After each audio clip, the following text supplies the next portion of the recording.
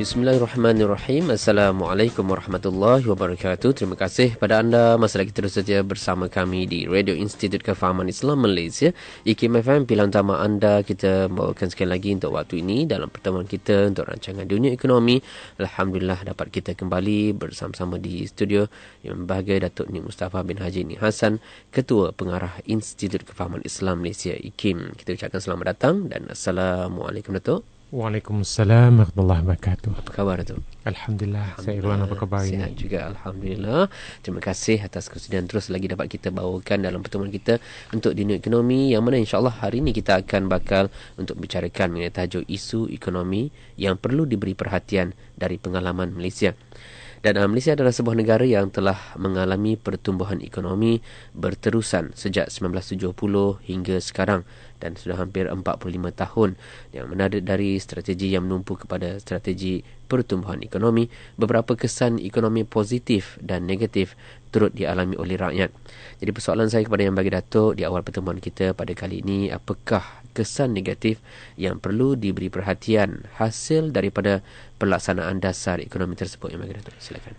Terima kasih Ustaz Irwan. Bismillahirrahmanirrahim. Alhamdulillahirrabbilalamin. Wassalatu wassalamu ala asyrafil anbiya'i wal mursalin wa ala alihi wa ashabihi ajma'in. Assalamualaikum warahmatullahi ta'ala wabarakatuh, dan selamat sejahtera para pendengar yang saya muliakan. Sekali lagi kita mengucap syukur kepada Allah SWT kita dapat ke udara pada hari ini, dan isu yang kita cuba bicarakan ini isu yang patut dekat di hati kita, kerana Islam memberi tumpuan kepada kebajikan dan kesejahteraan hidup masyarakat manusia, apatah lagi kita di Malaysia. Dan menarik daripada persoalan Ustaz Irwan tadi yang disebut bermula sejak 1970. Negara kita ni dah lama beratus tahun, dan kemerdekaan pun sejak 1957. Tapi tanggal 1970 saya Irwan sebut tadi memberi satu ingatan nostalgik pada saya lah. Tahun 1970 ni saya dalam usia lingkungan 17 tahun. Tingkatan 5 saya, dan seorang pelajar di tingkatan 5. Masa itu saya belajar di Maktab Sultan Ismail di Kota Baru. Agak seorang yang boleh berfikir dah lah, tingkatan 5. Dan saya melalui suasana dan keadaan pada waktu itu di Kota Baru, Kelantan. Dan masyarakatnya ramai orang Bumiputera Melayu. Ratusannya cukup tinggi dibandingkan di Semenanjung, di sebelah barat Semenanjung waktu 1970. Dan kita tahun 1970 ini berlaku tahun 69, peristiwa yang hitam di dalam sejarah kita, sehingga negara pada masa itu, kepimpinan negara pada masa itu melancarkan dasar ekonomi baru. Bagi saya ini satu dasar yang besar yang disumbangkan oleh pemimpin kita pada waktu itu, Yang Amat Berhormat Tun Abdul Razak, dan bersama dengan tokoh-tokoh seperti Tun Dr. Ismail yang mahu melihat peristiwa yang berlaku itu sebagai satu peristiwa yang perlu diberi perhatian untuk kita menyelesaikan peri pentingnya kepada perpaduan, keharmonian dan kestabilan hidup bermasyarakat. Tapi kita juga perlu faham dan ingat bahawa suasana sebelum itu ialah suasana yang diwujudkan oleh British. Sebagaimana saya katakan tadi, di tahun 70-an di Kota Baru pun, di Maktab Sultan Ismail pun, kita dapati bahawa dapat begitu, walaupun bilangan Bumiputera Melayu begitu banyak, begitu jumlah yang besar di Kelantan, tetapi dari segi yang memiliki ilmu pengetahuan, bahkan guru di Maktab Sultan Ismail pun daripada bangsa lain. Dan kita lihat ini peninggalan British yang mahu mewujudkan suasana yang terus-menerus tidak stabil, kepincangan yang kita tahu. Saya tak mahu kupas lebih daripada itu. Saya bukan ahli sejarawan, tapi sebagai seorang individu saya dapat melihat ini. British ini banyak peninggalan-peninggalan mereka, walaupun ada kebaikannya, tapi banyak yang menyentuh jangka panjang. Sebab orang sebut orang yang otaknya di Britain dan kekuatannya di Amerika menggunakan. Tetapi mereka suasana yang begitu tidak seimbang, tapi kehendak politik atau political will pemimpin pada waktu itu mageran diwujudkan, memperkenalkan dasar ekonomi baru dengan strategi sosial ekonomi yang begitu hebat pada saya. Satu landmark dasar kita lihat untuk dua matlamat strategi utama. Saya nak baca dengan perlahan di sini. Jangan gopoh, jangan kita emosi.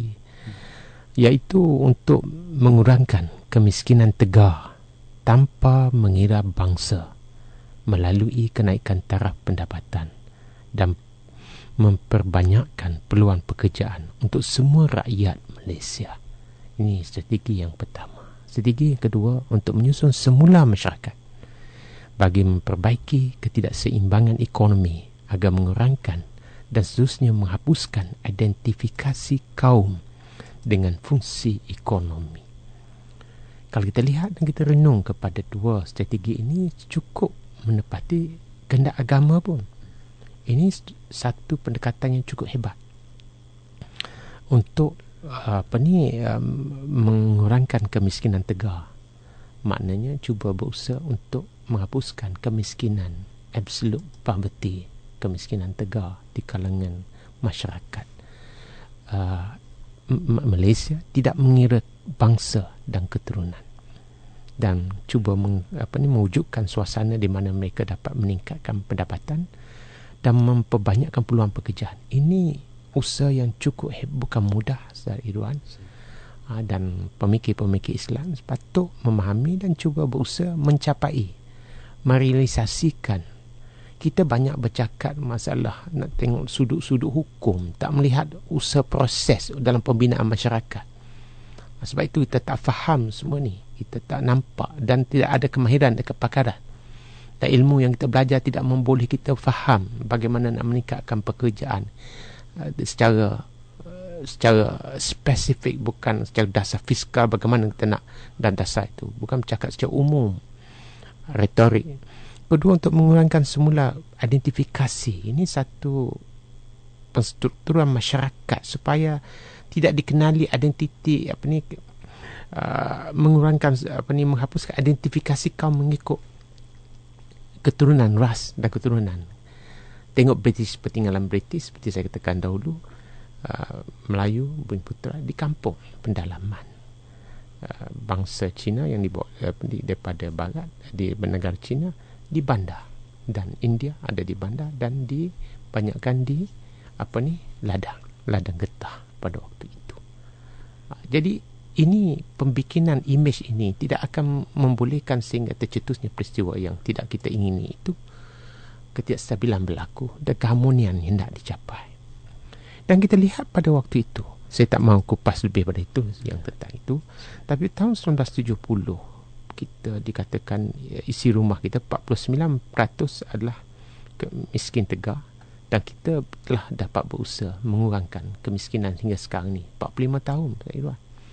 Sekarang dikatakan lebih ke lingkungan 1.7% kemiskinan tegar daripada 49. Tapi dengan kos sara hidup, saya tak tahulah, mungkin kos sara hidup sekarang ini meningkat di kawasan bandar, di kawasan luar bandar. Itu saya yang perlu dibuat. Saya tak tahu sebab kos sara hidup cukup meningkat sekarang ini. Pendapatan 3,000 di Kuala Lumpur mungkin tidak mencukupi. Jadi suasana dan keadaan berubah. Tapi dan juga kita dapati daripada perkiraan dia dalam ekonomi, dia ada satu alat yang namanya Gini Coefficient. 1970 51% pengukur Gini ni, dan 2012 43%. Maknanya pengagihan harta dan kekayaan di kalangan yang berada dan tidak berada, merintasi kaum dan ras, itu makin makin maknanya yang kaya makin bertambah kaya, meningkat kekayaan mereka. Dan kita dapati ini data-data rasmi, bukan data yang saya ciptakan, di mana harta yang dimiliki oleh 1% rakyat lebih besar daripada 40%. Harta yang dimiliki oleh 4% yang terbawah rakyat. Maknanya kita lihat jurang perbezaan dia yang berada, yang tidak berada. Ini isu yang saya nak bawa dengan dasar ekonomi baru, sebab seiruan tersebut tahun 1970. Sebab saya mesti ingat satu keputusan yang sebagai katakan dasar lemak itu dibuat oleh pemerintah pada waktu itu, dan nak mengurangkan identifikasi supaya kesaksamaan, peluang kesaksamaan.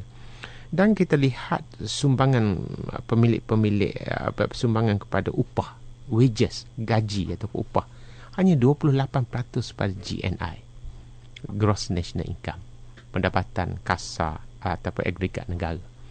Dan di negara-negara baju dan lingkungan 45 hingga 50%. Dan banyak daripada pendapatan negara itu disumbang oleh keuntungan. Maknanya orang yang memiliki harta dan memiliki aset ataupun kekayaan dan harta, pulangan kepada mereka cukup besar. Yang ini yang isu yang perlu kita tangani, isu jurang perbezaan antara di kalangan bangsa atau bangsa di kalangan kaum Bumi Putra ataupun kaum-kaum lain, ataupun merintasi kaum. Memang jurang perbezaan itu meningkat hasil dari pelaksanaan dasar yang kita cuba usahakan nak mewujudkan suasana dan keadaan. Suasana pada waktu itu lebih kepada ras dan keturunan. Suasana sekarang ni merupakan perbezaan di antara sesama kaum, ataupun itu saya tidak boleh perincikan, bukan kerana masa pun 30 minit dalam segmen ekonomi, tapi gambaran yang dapat kita tangkap ialah perbezaan pendapatan dan jurang perbezaan antara yang berada dan tidak berada makin membesar. Ini isu yang perlu kita tangani. Apakah wujudnya? Mengapa wujudnya suasana begini? Adakah kerana sistem? Adakah kerana falsafah yang mempengaruhi kita dalam penggubalan sistem ekonomi itu yang menyebabkan berlaku? Saya mahu merasai dalam perjalanan sesebuah ekonomi, falsafah yang menjadi panduan dalam kita menyusun dan membinakan sesebuah sistem perekonomian itu, dia ada falsafah yang mendasari bagaimana kita mengubah dasar-dasar dan mewujudkan instrumen-instrumen ataupun mekanisme-mekanisme. Tidak dapat dinafikan, boleh dikatakan seluruh negara-negara Islam di seluruh dunia dan termasuk dipengaruhi oleh faham ideologi sekular kapitalis. Ini tak dapat kita nafikan. Jadi kita kena faham apakah asas-asas banyak dalam segmen dunia ekonomi. Saya telah cuba memberi faham yang bersandarkan kepada materialisme.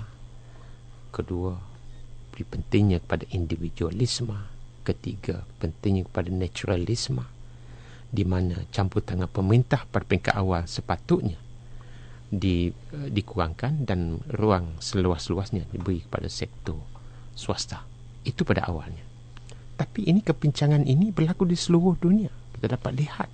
Sehingga kalau kita, bahkan saya pernah sebut ini, pandangan yang dikemukakan oleh Profesor Joseph E. Stiglitz. Beliau menyatakan, dalam saya baca ungkapan beliau dalam buku beliau yang tersohor, buku beliau menyatakan Joseph E. Stiglitz ini merupakan pemenang Nobel laureate, pemenang Nobel dalam bidang ekonomi, seorang ahli ekonomi di Amerika. Dia menyatakan, we have created a society, kita telah membinakan sebuah masyarakat in which materialism overwhelm moral commitment, di mana faham kebendaan itu mengatasi kepentingan akhlak, in which the rapid growth that we have achieved is not sustainable. Pertumbuhan ekonomi yang telah dicapai, dia cakap ni umum, mungkin dirujuk pada Amerika Syarikat yang kita capai, tetapi tidak mampu kita meneruskan pencapaian ini. It's not sustainable, tidak boleh diteruskan,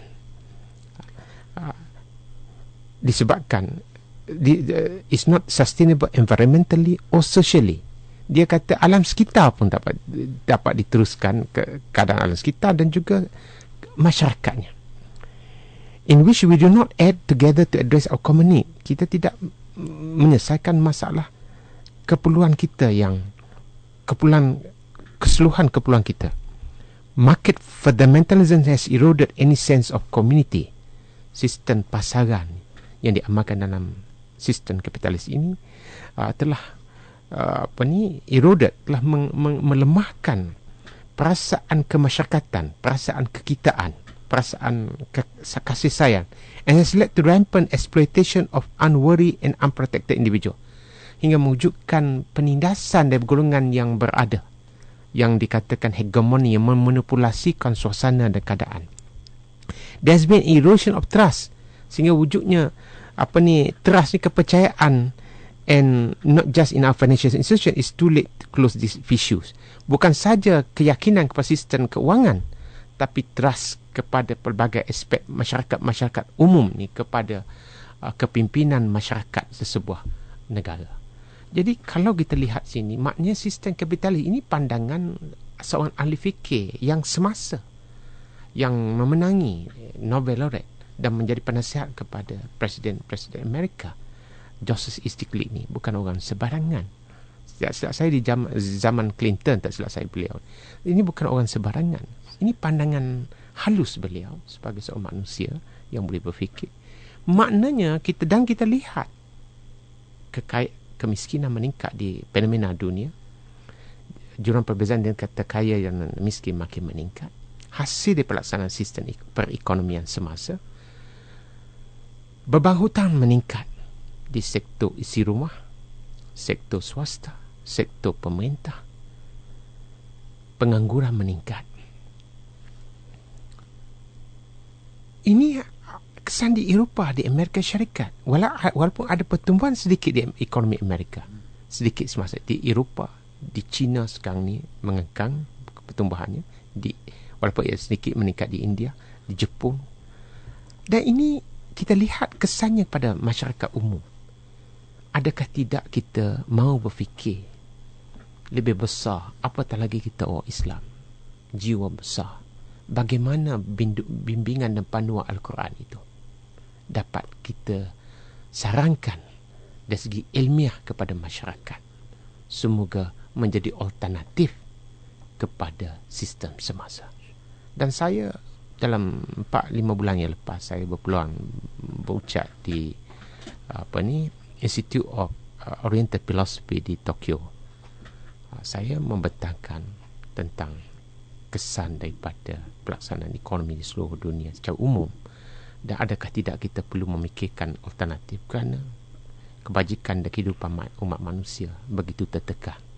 Kita lihat hasil natijah daripada itu. Kita lihat perceraian meningkat, kadar pertumbuhan menurun, bahkan orang tolak institusi perkahwinan, tiada waktu untuk perkahwinan. Orang bekerja seolah-olah 1, 2, 3 pekerjaan. Begitu manusia untuk mencari nafkah. Kos sara hidup meningkat, inflasi meningkat, peluang pekerjaan. Ini fenomena yang berlaku di seluruh dunia. Fenomena pada umumnya. Ini yang jadi dengan itu, tidakkah kita sebagai manusia yang mempunyai keyakinan kepada diri kita dan kepada kebolehan dan kemampuan kita berfikir, adakah tidak keangkuhan kita menolak bimbingan ilahi itu? Tapi apabila kita bercakap bimbingan ilahi, bimbingan agama itu, jangan kita bawa faham agama yang sempit. Melihat agama dari sudut hukum sahaja, tidak nampak gambarannya lebih besar. Bagaimana kita nak menyelesaikan dan menyusung kehidupan masyarakat. Sebab pada akhirnya Islam itu didatangi kepada umat manusia dengan prinsip-prinsip umum, dengan asas falsafahnya dan prinsip-prinsip umum, untuk menjadi panduan kepada kita semasa, mengikut suasana dan keadaan semasa, supaya semangat dan ruh Al-Quran itu dapat diterjemahkan dalam penyusunan kehidupan umat manusia. Yang ini, yang oleh sebab itu faham Al-Quran dan faham kepada sunnah dan hadis Nabi SAW itu faham secara tahqiq, secara mufrad, secara mendalam, dan dapat kita deduce what are the principles Apakah prinsip-prinsip yang boleh kita ambil daripada panduan? Kan Al-Quran itu hudan linnas, panduan kepada umat manusia, bukan pada umat Islam, umat manusia, yang pada akhirnya untuk dilaksanakan dalam penyusunan kehidupan sehingga wujudnya sebuah peradaban yang dikatakan baldatun tayyibatun warabara. Saya masih lagi bercakap secara umum lagi, saya Luan, dalam masa singkat ini, tapi perinciannya saya cuba perincikan dalam penulisan-penulisan saya. Boleh rujuk dalam penulisan-penulisan saya perincian masa begini, dan boleh banyak ada bijak pandai yang lain yang begitu teknokrat ekonomi yang lebih pakar bagaimana terjemahkan roh dan semangat yang falsafah perekonomian yang dikemukakan oleh Islam. Yang itu yang perlu kita beri perhatian khususnya pada umat Islam semasa. Baiklah, kita ingin teruskan lagi dalam membawakan rancangan Dunia Ekonomi sebentar lagi. Untuk waktu ini kita nak berehat seketika terlebih dahulu. Pastikan terus saja bersama kami. Teruskan lagi bersama kami di IKIM FM, pilihan utama anda. Kita bawakan rancangan Dunia Ekonomi pada kali ini dengan membicarakan mengenai tajuk isu ekonomi yang perlu diberi perhatian dari pengalaman Malaysia. Bersama-sama kita di studio yang berbahagia Datuk Nik Mustafa bin Haji Nik Hassan, Ketua Pengarah Institut Kefahaman Islam Malaysia IKIM. Baik, bagi Datuk kita teruskan lagi, dan sebagaimana yang bagi Datuk menyebut tentang pentingnya kita memiliki falsafah yang sempurna dalam membangun sesebuah sistem ekonomi. Jadi bagaimana Islam dapat berperanan dalam membina sesebuah sistem ekonomi yang bagi Datuk? Cik Luan, pertama kita lihat kegagalan keangkuhan manusia yang menolak faham kepada perlunya petunjuk ilahi dan tunjuk ajar nubuwah dengan lahirnya ideologi sekular. Dan ideologi ini mempengaruhi seluruh umat manusia, termasuk masyarakat Islam secara sedar ataupun secara tidak sedar. Dan kalau kita kemukakan Islam tu, yang kita kemukakan bukan berbentuk falsafah, kemukakan dalam bentuk nak mencari kepada instrumen-instrumen alat-alat tanpa memahami backdrop dan hakikat ekonomi semasa. Oleh sebab itu sudah pasti impak dan kesannya kepada perjalanan ekonomi tidak akan menjadi besar dan mempengaruhi perjalanan ekonomi. Dalam Islam, akidah kita orang Islam yang begitu yakin. Ini bukan kita bercakap di atas dasar emosi. Bahkan saya Irwan sebelum ini, sebelum saya terlupa, saya mempelawak lah kepada pendengar-pendengar yang di sekitar Kuala Lumpur ini. Pada 29 tanggal 29, iaitu beberapa hari lagi, saya akan membentangkan sebuah kertas kerja yang bertajuk The Economy of Outcome Institution. Sebuah kertas kerja yang sudah saya tulis dan saya akan bentangkan perkongsian kita, dinamismanya semangat wakaf. Bukan nak tahu hukum wakaf am, wakaf khas sahaja. Dan adanya istibdal, kalau ada tak boleh menukar, tu bukan definisi definisi yang orang biasa Sayyidina Umar tanah itu cerita tanpa kita faham, beri cerita tanpa faham apa dalam nak bawa mekanisme itu dalam, dan semangat dan falsafah wakaf itu dalam penyusunan ekonomi semasa. InsyaAllah pada tanggal 29 di bulan hari Khamis ini pagi, tak silap saya pun tak ingat, pukul 9.30 pagi. Boleh rujuk kepada IKIM lah, bahagian penerbitan IKIM, bahagian pengajuan seminar IKIM. Saya pelawakan. Jadi falsafah yang dikemukakan oleh, pentingnya falsafah ini ialah garis panduan yang membimbing kita menyusung dan mengubah dasar dan kewujudan instrumen-instrumen fiskal ataupun monetary yang kita wujudkan itu menepati semangat falsafah itu. Yang dianjurkan oleh Islam ialah pendekatan falsafah itu al-ad wal ihsan, keadilan dan memupuk kasih sayang dari umat manusia. Jadi kalau kita lihat tadi dasar ekonomi baru tadi, kan saya dah baca tadi dua matlamat yang hendak dicapai itu untuk menyusung dan menghapuskan kemiskinan tegar tanpa mengira bangsa dan keturunan, melalui kenaikan taraf pendapatan dan memperbanyakkan peluang pekerjaan. Tengok, itu adil itu. Tidak merintasi, is inklusif, nak menyujukkan suasana di mana kemiskinan tegar perlu dihapuskan. Kerana ini satu kezaliman kepada masyarakat manusia. Kedua tadi, identifikasi penglibat aktiviti ekonomi mengikut kaum, yang itu petani, yang ini penawir getah, yang ini peniaga dan ahli profesional. Itu bukan caranya kita dalam menyusung sesebuah masyarakat yang harmoni. Maknanya semua terlibat, semua kaum dan ras diberi peluang. Sebab itu dasar ekonomi baru itu beri peluang pelajaran. Dan saya ialah produk daripada dasar ekonomi baru. Dapat peluang keemasan, belajar di luar negara, dapat melihat dunia luar, dapat melihat keahlian dan kepakaran, dan membolehkan kita memahami hakikat perjalanan kehidupan, sistem kehidupan semasa.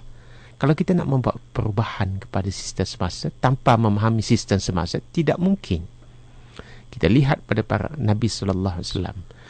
Nabi SAW dilahir dalam keluarga Abu Jahal Abu Lahab. Itu keluarga dia. Dia adalah cucu pada Abdul Muttalib, pemimpin negara waktu sistem jahiliah pada waktu itu. Abu Jahal Abu Lahab yang nak mengekalkan sistem jahiliah. Nabi nak merombak sistem itu dan membina sistem yang menegakkan keadilan dan memupuk kasih sayang, al-'adl wal ihsan. Itulah penentangan yang di kalangan oligarki ni, di hegemoni yang ada pada pada Abu Jahal Abu Lahab. Dia nak memanipulasikan suasana ekonomi, suasana politik untuk kepentingan dirinya dan kumpulan dia. Nabi juga anak saudara dia, bukan orang lain, dan dia faham sistem itu. Dan begitu juga kita lihat Nabi Musa alaihi salatu wassalam, dia besar di rumah Firaun. Dia nak angkat Firaun. Dia faham sistem Firaun. Dan orang yang faham sistem Firaun boleh merombak sistem Firaun.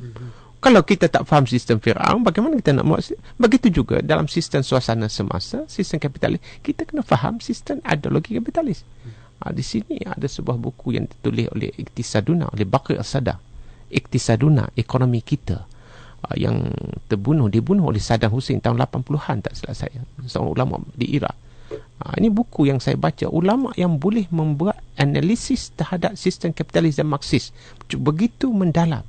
Walhal beliau belajar di madrasah, saya belajar di barat, belajar di tempat mereka, belajar buku, baca The Wealth of Nation. Buku, kalau Wealth of Nation ni kita kata orang Islam macam buku Quran lah, persistem kapitalis. Kami baca tu, dah kena baca, dan kami faham. Dan makin membaca, makin dapat melihat kehebatan Islam. Sebab kelemahan-kelemahan terlalu banyak. Takrif manusia sendiri dah tak betul dah. Ini punca pada masalah. Dalam segmen ekonomi saya dah. Ini permulaan kepada masalah. Maknanya manusia perlu diberi pentakrifan yang tepat, dan sistem pendidikan perlu melahirkan manusia yang sempurna. Itu sistem pendidikan. Manusia yang mempunyai pandangan hidupnya yang sempurna, manusia yang mempunyai akhlaknya yang sempurna. Dan bab akhlak ni bukan lurus sebetul bendul. Yang satu konsep yang dinamik, tidak ada waktu untuk saya ulaskan di sini. Saya ingin rujuk kepada asas akhlak yang dikemukakan oleh Syekh Waliullah Dahlawi dalam konteks bab akhlak ini. Dan ketiga, menguasai kemahiran dan kepakaran yang mana dihormati oleh Nabi SAW. Dalam ketenteraan, Nabi memberi penghormatan kepada Khalid bin Walid. Mana orang pakar dalam perniagaan seperti Abdurrahman bin Auf, orang pakar dalam pentadbiran dan pemerintahan seperti sahabat-sahabat besar Abu Bakar, Sayyidina Abu Bakar As-Siddiq, Sayyidina Umar, Sayyidina Abu Bakar As-Siddiq radhiyallahu an, Sayyidina Umar Al-Khattab radhiyallahu an, Sayyidina Utsman radhiyallahu an, Sayyidina Ali karramallahu wajah. Mereka ini ahli pemimpin yang begitu hebat. Dan Nabi mengiktiraf profesionalisme yang dimiliki oleh, di samping keimanan dan ketakwaan mereka yang luar biasa. Jadi saudara Irwan, saya rasa asas falsafah ini perlu kita fahami. Tapi yang akhirnya oleh masa tidak mengizinkan. Apa yang penting di sini ialah satu isu yang perlu kita tangani bersama, iaitu tentang jurang perbezaan antara yang berada dan tidak berada makin membesar di antara kawasan bandar dan luar bandar. Dan kita lihat kemeluk banjir musibah banjir berbuang. Tengoklah bentuk rumah-rumah orang kampung terlihat, kedaifan infrastruktur yang ada di kampung, dan kerakusan kita. Apa kita lihat di apa yang ditunjuk dalam akhbar tentang kerakusan kita, balak yang berlaku di Gua Musan, dapat kita lihat apa yang berlaku di Gua Musan, sehingga lumpur-lumpur yang begitu tebal dibawa oleh arus air hujan lebat yang hutan belum tidak mampu lagi memain peranan untuk mempertahankan pengaliran air. Tapi kita tak faham apa sepatutnya memberi kesedaran keinsafan kepada kita. Kalau tidak, kita dapat lihat bagaimana akibat daripada kerakusan kerana faham pandangan hidup yang dipengaruhi oleh ideologi sekular yang begitu menular dalam masyarakat kita, yang Dan oleh sebab itu, eloklah kita kembali kepada bimbingan Al-Quran, bukan dari segi slogannya, tapi dari segi pengisian yang sebenarnya, Quran yang kita fahami secara tahqiq dan secara mufrad, dan sehingga membolehkan ia menjadi hudan linnas, panduan kepada penyusunan kehidupan manusia semasa. Wallahu a'lam, Allah lebih mengetahui. Alhamdulillah, kita ucapkan banyak terima kasih pada Imam Datuk atas kesediaan kesempatan yang ada kita bawakan dunia ekonomi pada kali ini. InsyaAllah kita bertemu lagi di lain siaran, Datuk. Assalamualaikum. Waalaikumsalam warahmatullahi ta'ala wabarakatuh.